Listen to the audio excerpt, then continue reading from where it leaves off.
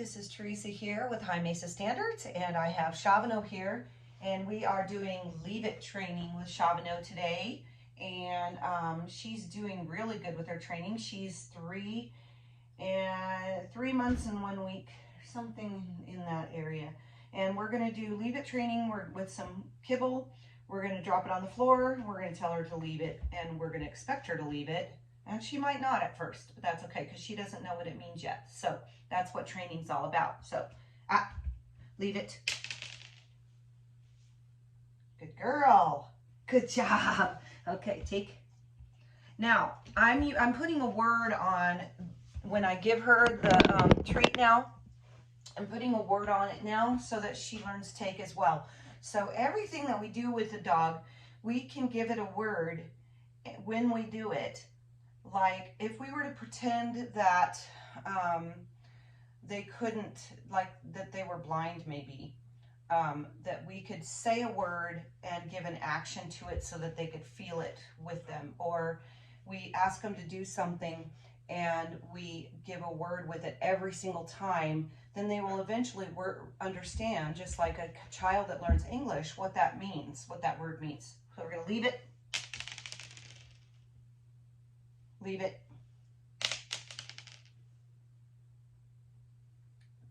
Leave it. Leave it. Good girl. Now I'm just tapping her on the leave it. No, we're not going to let her have it. Give me that. Well, maybe we are. Leave it. Come here. Wait. So I'm just going to tap her on the face when she goes towards it to stop the action or the motion. We don't want her to keep moving forward when we're asking her to leave it because she doesn't understand that that means don't touch it. But she's learning it, and it's that's what training's all about. Is they're learning. So good girl. Take. Good girl. Yes. Take. Good job. Okay. We're gonna do it again. Pick up these pieces that went all over the place. We're gonna put it right underneath her nose. It's very tempting. And it's not cruel, it's training.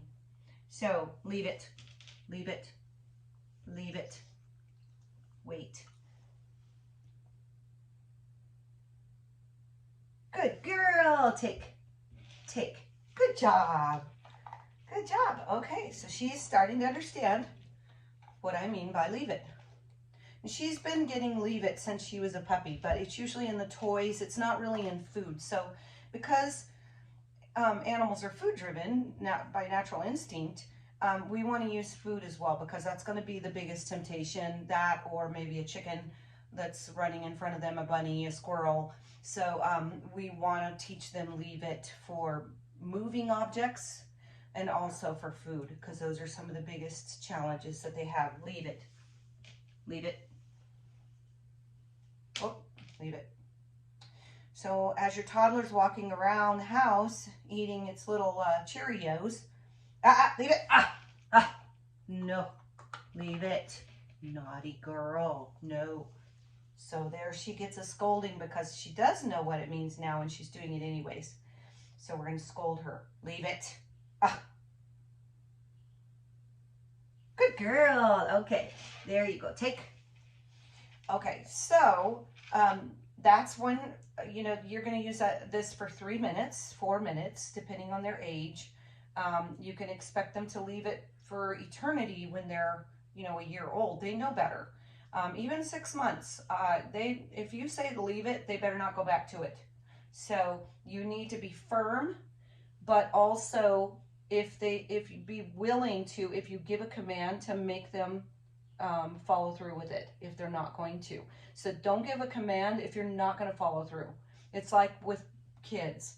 If you give a command or you tell them don't touch that and then they touch it and then you just ignore that because you don't want to get off the couch. I've been there. I have 4 children.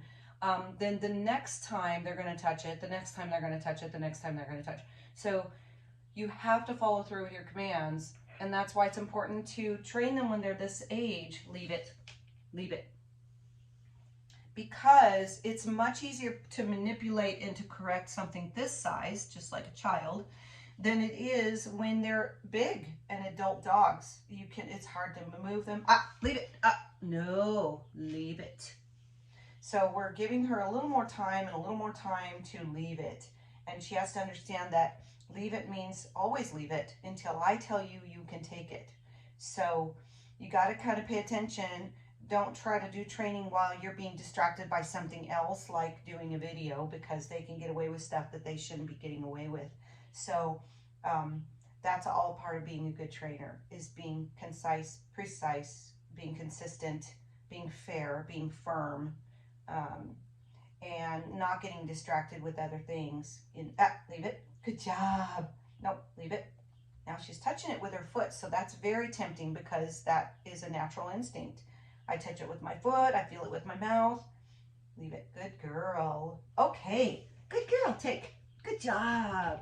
We're going to praise her and tell her how good she is, and then we're going to stop because she's stopping on a good note, and then we'll come back to it in 20 or 30 minutes and we'll do it again. So if you don't have time the rest of the day, then at least you've gotten 1 3-minute session in, and the dog is all the more better for it. So there's your training tip for today. And if you are interested in Shavano, who is a very good girl, you can find her on our website, highmesastandards.com. She is the only remaining puppy left that we have. They're all going to homes. She's looking for her forever family too, aren't you, Shabby? And so if you're interested in her, shoot me a note. Let me know that you're interested in the purple collar girl, Shavano. And of course, you can name her whatever you want. She will be just happy to have somebody who challenges her. That would be a good thing for her. She needs an active home that maybe has kids and people that are going to challenge her a lot, because she loves the challenge. She loves activities. She loves hiking and walking, and she loves training sessions. So I would just suggest, if you think that she's the right dog for you, then shoot me a note and say, this is what my family wants in a dog. Is this the right dog? And I can help steer you in the right direction. So I hope this helps you guys, and hope you have a great day. Blessings.